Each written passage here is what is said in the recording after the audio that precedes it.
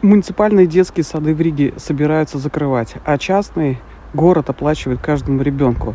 Смотрите мой вопрос и ответ мэра.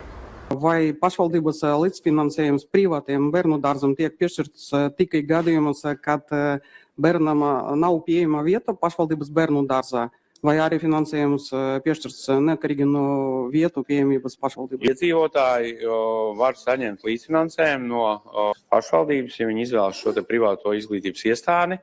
Mēs tādā veidā nešķirojam iedzīvotājus. Līdzfinansējums tiek nodrošināts jebkuram bērnam, kuram tiek nodrošināts apmācības, un viņš ir Rīgas iedzīvotājs.